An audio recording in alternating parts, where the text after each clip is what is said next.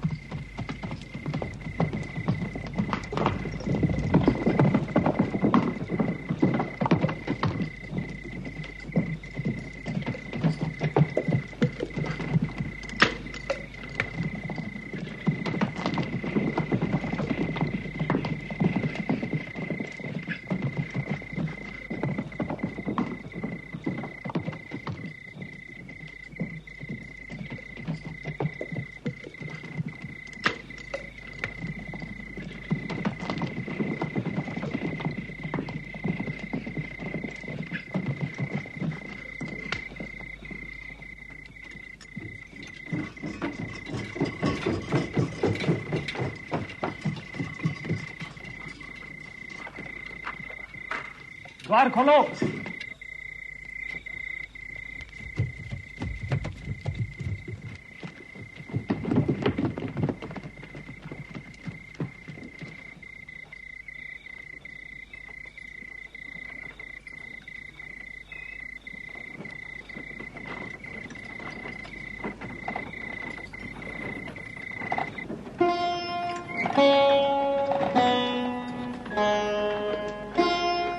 अमात्य, द्वार क्यों खोला गया? अमात्य, क्या मगध के अमात्य मगध के नियमों से ऊपर हैं? नहीं अमात्य। तो क्या सम्राट का ऐसा आदेश है कि मगध के अमात्यों के लिए मगध के नियम ताक पर धर दिए जाएं? नहीं अमात्य। तो आपने नगर द्वार खोलने की अनुमति क्यों दी? मैंने विचार किया कि आपने विचार किया कि मुझे प्रातः की प्रतीक्षा में कष्ट हो। मेरे पद और मेरी पीड़ा से मगध की सुरक्षा अतुलनीय है। स्मरण रहे, मगध सम्राट के जीवन से भी मगध की सुरक्षा महत्वपूर्ण है। स्वयं सम्राट भी मगध की सुरक्षा के नियमों का उल्लंघन नहीं कर सकते हैं। मैं चाहूंगा कि इस घटना की सूचना तत्काल नगराध्यक्ष को दे दी जाए। जो आज्ञा अमात्य।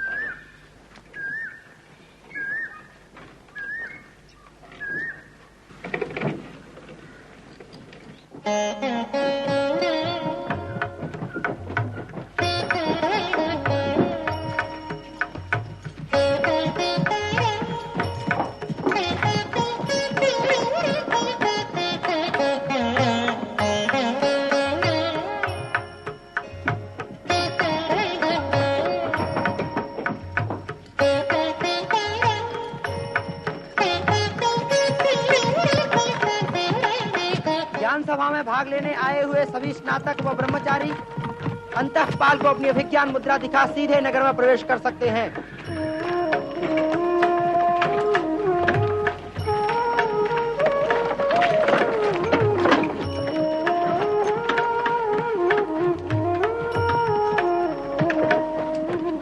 सार्थवा शीघ्र ही शुल्काध्यक्ष के समक्ष उपस्थित हों।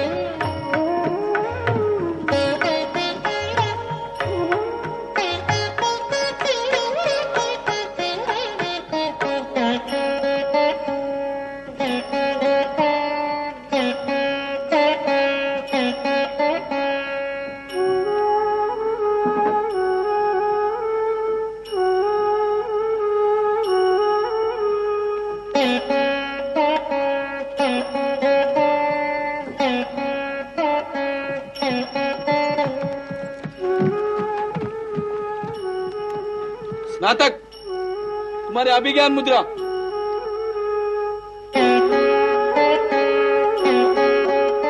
तुम्हारा परिचय पत्र।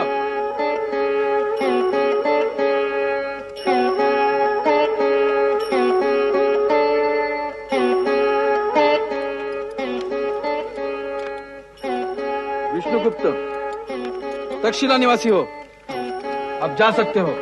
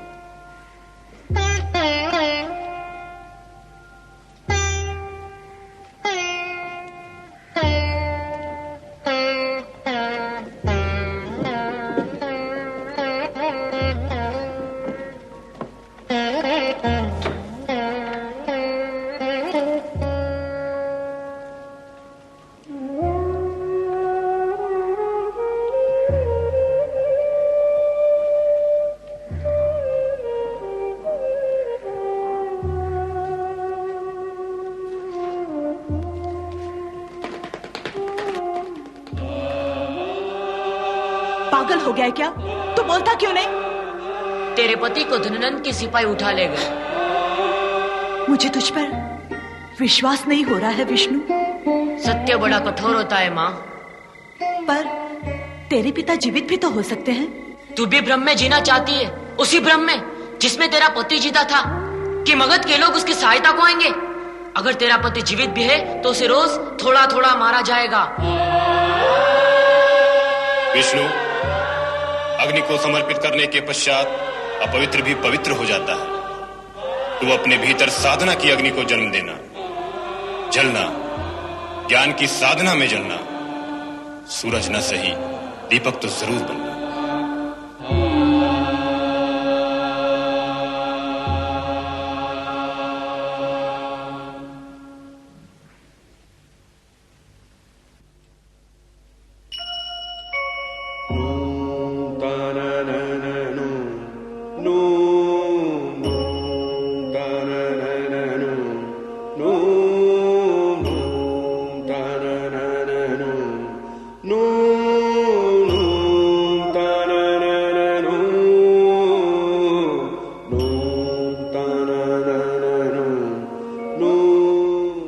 वर्षों से कभी नगर तवार तो कभी पाटलिपुत्र की विधियों में विष्णु को ढूंढ रहा हूं। अब टूटने लगा हूं। मन बार बार आशंकित हो उठता है, पर हर बार मन को समझाता हूं कि विष्णु अभी जीवित है। उसका स्मरण करते ही मन भीग जाता है। पर मुझे ये दंड क्यों मिल रहा है? क्यों नहीं मुझे एक बार विष्णु से मिला देता?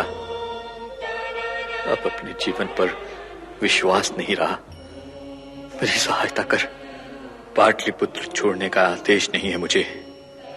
कहां ढूंढूं विष्णु को? उसकी प्रतीक्षा न होती तो अब तक इस जीवन का भी त्याग कर दिया होता।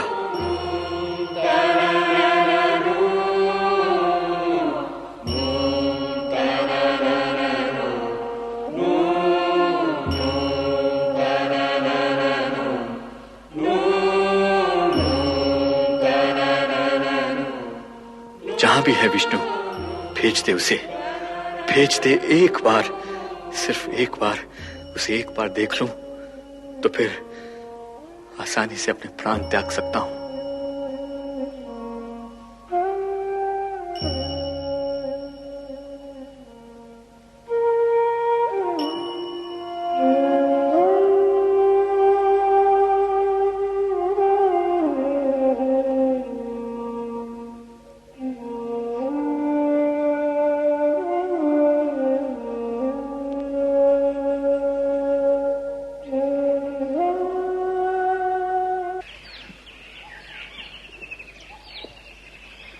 महाराज चंद्रगुप्त की जय हो।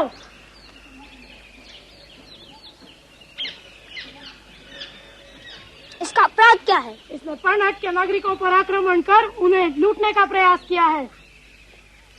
नागरिक, क्या तुम्हें अपना अपराध स्वीकार है? मैं निर्दोष हूँ महाराज। झूठ मत बोलो नागरिक। यदि किसी पर भी अन्याय हुआ तो पाप का भागी मैं होऊंगा। महाराज मुझे क्षमा कर दे, क्षमा कर दे। नागरिक, प्रजा के जीवन व संपत्ति की रक्षा करना मेरा प्रथम कर्तव्य है, अतः तुम्हें क्षमा नहीं किया जा सकता। मंत्रीवर, ये 1 मास के लिए कारावास में डाल दिया जाए। पर राजन, ये मगध का नहीं अपितु मालव जनपद का नागरिक है, अतः इसे और कड़ा दंड दिया जाए। मंत्रीवर, अपनी मर्यादा को भंग मत करो। मेरे राज्य में कोई मगध, कोई मालव, कोई विच्छी, कोई पांचाल नहीं, कोई कुरु, कोई लिच्छवी नहीं। मेरे साम्राज्य में जनपदों की सीमाएं मानव को बांट नहीं सकती, धर्म की व्यवस्था मानव को काट नहीं सकती। मेरी दृष्टि में सभी एक हैं, सभी भारतीय हैं। याद रहे भविष्य में पुनः अलगाव की प्रवृत्ति को पोषण करने वाली बातों को न्यायालय में पुनः न उठाया जाए। आज की सभा यहीं विसर्जित होती है। सम्राट की जय हो।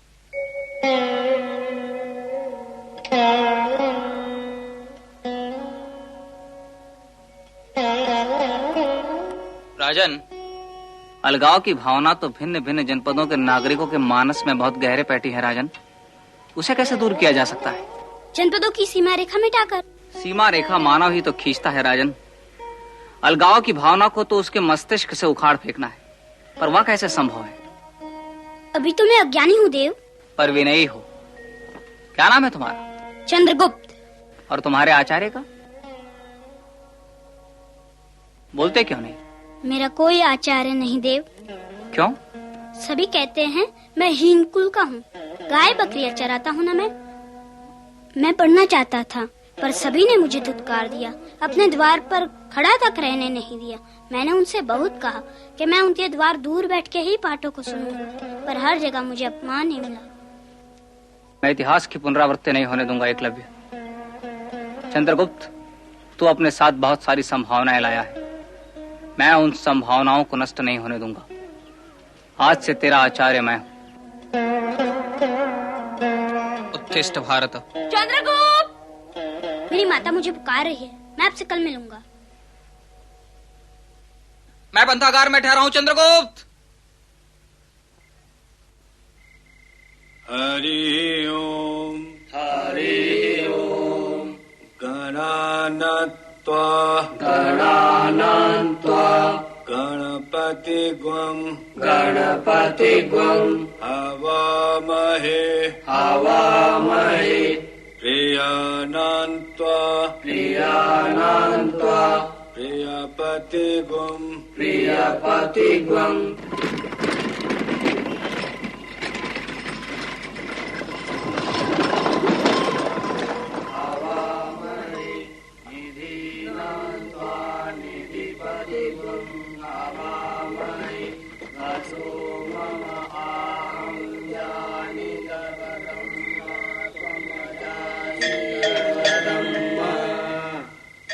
ओम।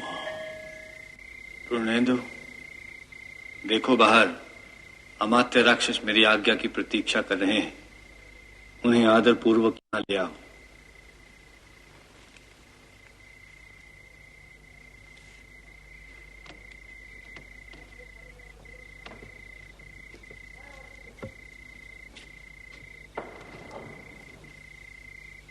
ये भी बड़ा हठी है, नहीं मानेगा।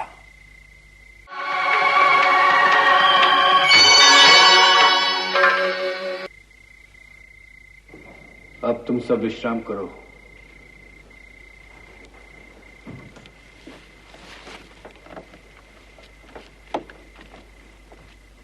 किसी दिन मैं तुम्हारा घोर अपमान करूंगा, तब तुम यहां आना बंद करोगे।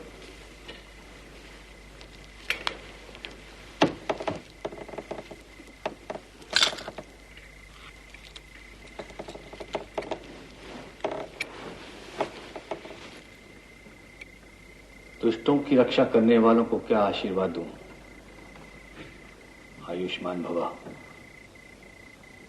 मैं जानता था तुम आओगे। तुम अपना क्रम नहीं बदलोगे और मैं अपना। मौन क्यों हूं अमात्य? आप मगध को इतना बड़ा दंड क्यों दे रहे हैं?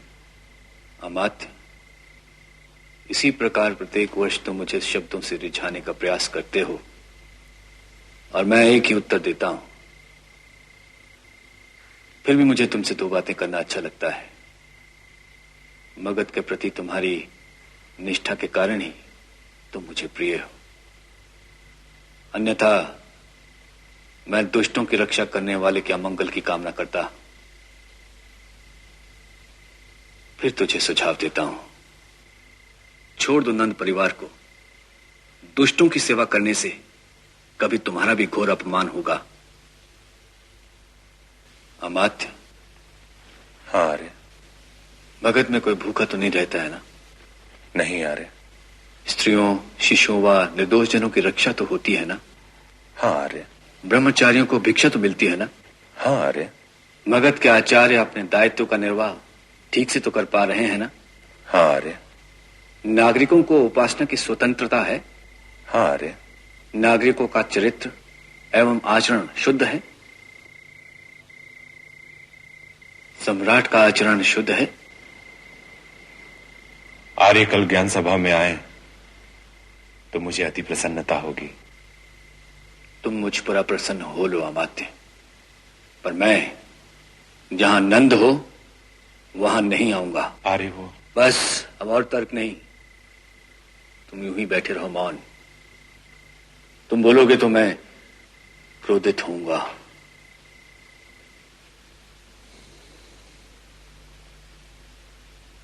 कष्ट हो रहा है अमात्य? नहीं आर्य। जाओ, घर जाओ।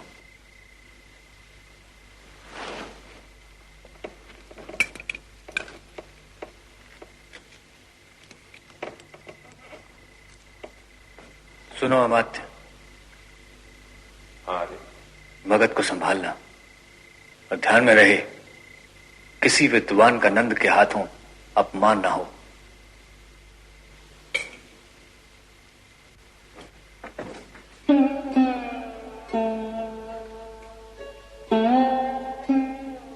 धन्य है तेरी माता अमात्य। तेरी निष्ठा के आगे मैं भी नतमस्तक हो जाता हूं।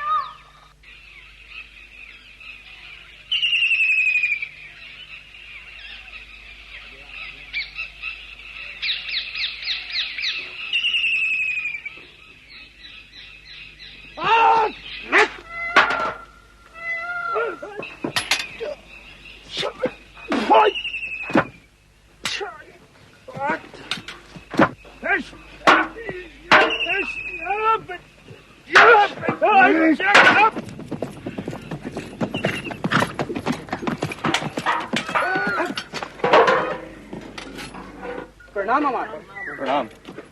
कैसी प्रगति है सोमाल्या की? पार्श्व और अपनी बाईं ओर कुमार थोड़ा व्यर्थ प्रहार करते हैं, अन्यथा प्रगति संतोषप्रद है।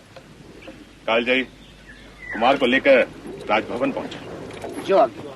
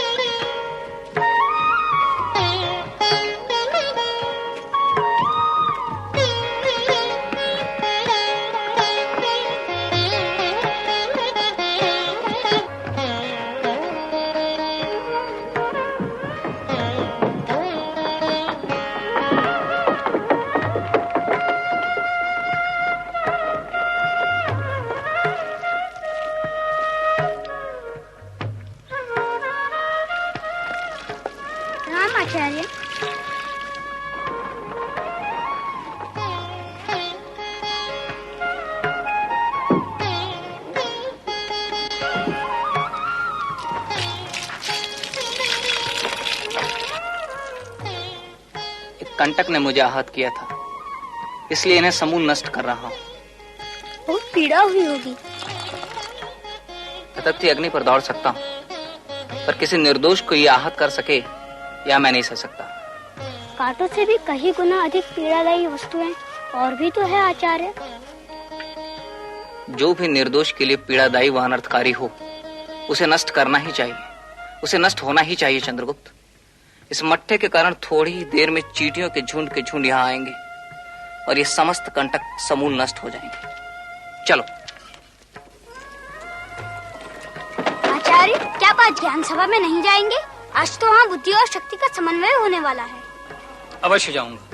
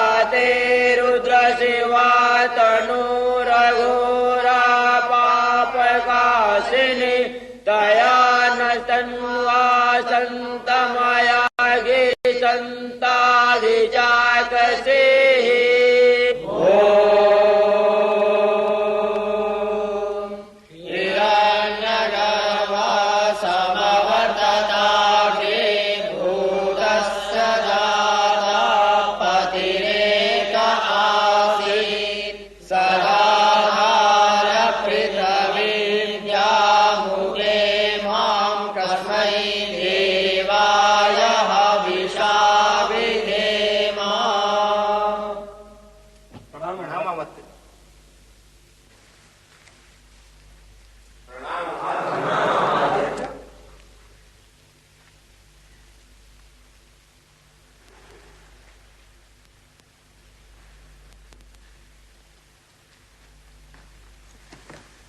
महाअमात्य, परीक्षा का समय निकट आ रहा है और अभी तक महाराज घननंद व अमात्य वर्ग का आगमन नहीं हुआ।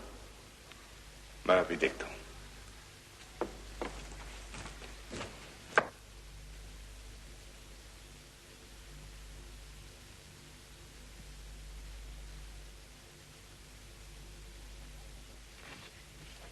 आचार्य,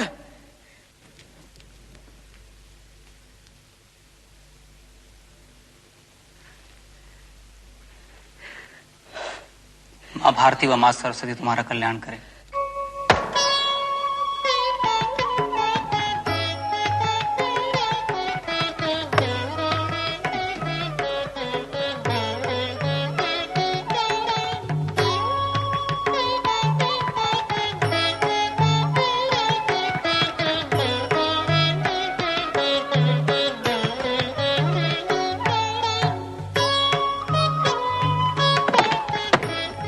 लो गौरांग, आज तुम भी 10 सहस्त्र का शापन हार गए। तुम लोगों का खेल समाप्त हो गया। क्यों, कोई है मगध में जो धनानंद को पराजित कर सके?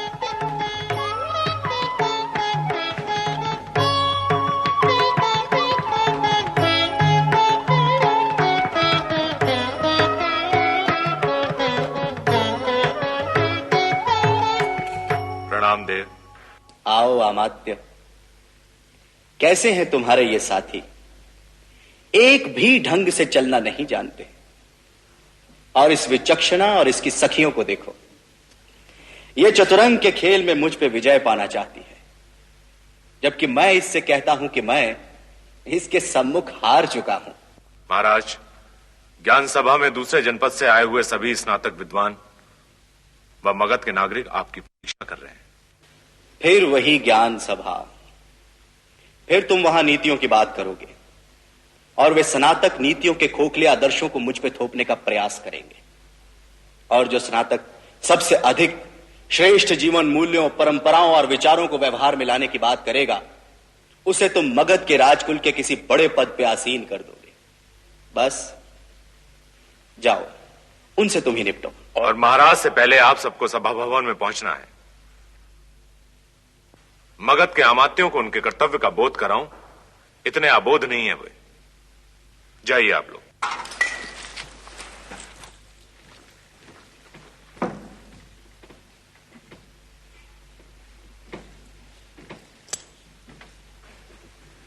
चलिए महाराज। पता नहीं क्यों तुम्हारे आगे मैं विवश हो जाता हूं महाअमात्य। आइए।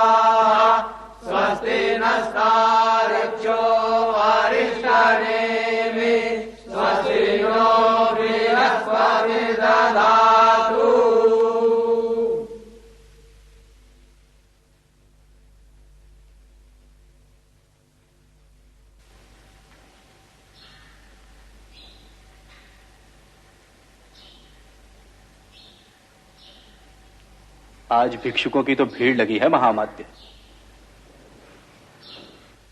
मैं वेदों को साक्षी मानकर इस ज्ञान सभा में विभिन्न जनपदों से आए स्नातकों से प्रश्न करना प्रारंभ कर रहा हूं।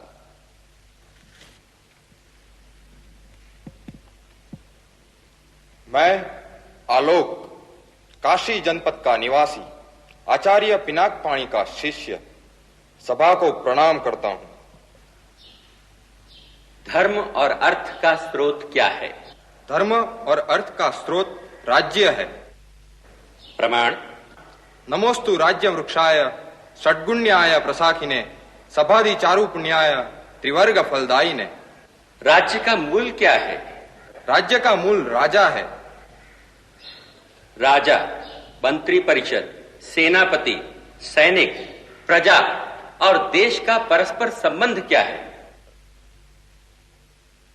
राजा राज्य रूपी वृक्ष का मूल है, मंत्री परिषद उसका धड़ है, सेनापति उसकी शाखाएं हैं, सैनिक उसके पल्लव है, प्रजा उसके पुष्प है, देश की संपन्नता उसके फल है और समस्त देश उसका बीज है। साधो, साधो, साधो। दूसरों पर विजय पाने की अपेक्षा किस पर विजय प्राप्त करना राजा के लिए परम आवश्यक है? दूसरों पर विजय पाने की अपेक्षा इंद्रियों पर विजय पाना परम आवश्यक है। अतः काम, क्रोध, लोभ, मान, मद और हर्ष के त्याग से इंद्रियों पर विजय प्राप्त करनी चाहिए। क्या मैं इंद्रिय जयी नहीं हूं? बोलो, क्या मैं इंद्रिय जयी नहीं हूं? मुझसे ही किसी राजपद अथवा कारशापणों की भीख की अपेक्षा रखने वाले तुम मेरे प्रश्न का उत्तर क्यों नहीं देते? किसी में साहस है मेरे प्रश्न के उत्तर देने का?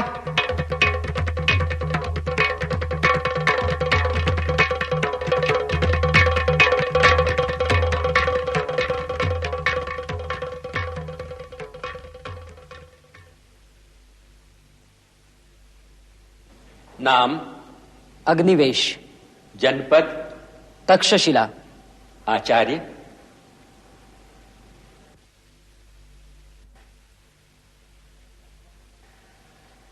तक्षशिला का गुरुकुल।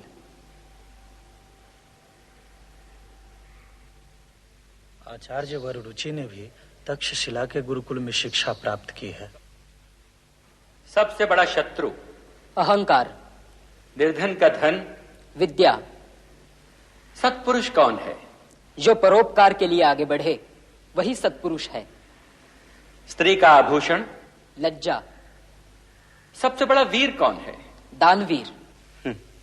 जो सब कुछ लुटा दे वह दानवीर, और जो लूट रहे हैं वो ज्ञानी। धन की रक्षा किससे करनी चाहिए? धन की रक्षा चोरों व राजपुरुषों से करनी चाहिए। सुख का मूल? धर्म है। धर्म का मूल? अर्थ है। अर्थ का मूल? राज्य है। राज्य का मूल? इंद्रिय जय है। इंद्रिय जय का मूल? विनय है। विनय का मूल? वृद्धों की सेवा है। राजा का हित किस में है? राजा का हित प्रजा के हित में होता है। यानी मैं प्रजा का अहित करूं तो मेरा भी अहित होगा।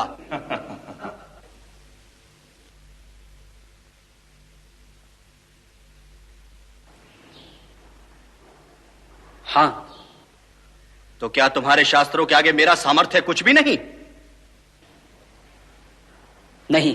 कौन कहता है सामर्थ्य ही शास्त्रों को जीवित रखता है? मूर्ख! बोलो, क्या है तुम्हारे शास्त्रों की दृष्टि में मेरी स्थिति? एक वेतनभोगी सेवक से बढ़कर कुछ नहीं।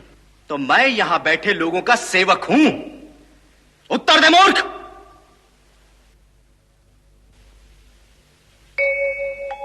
ओ, तो अब इसकी बारी है।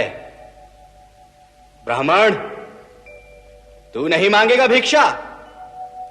लूट ले, इन शठों के साथ तू भी लूट ले धनानंद को।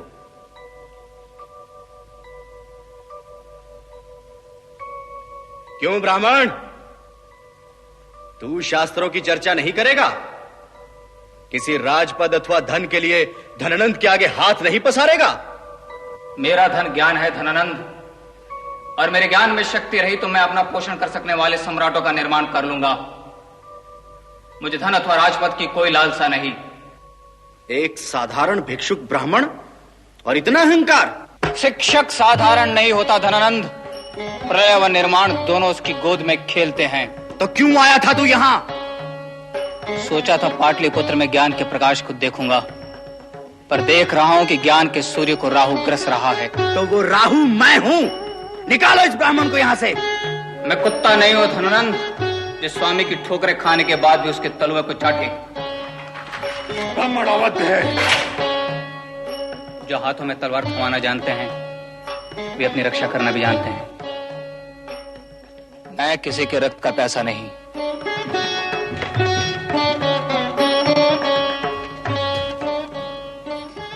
कल तेरा द्वितीय जन्म होगा चंद्रगुप्त।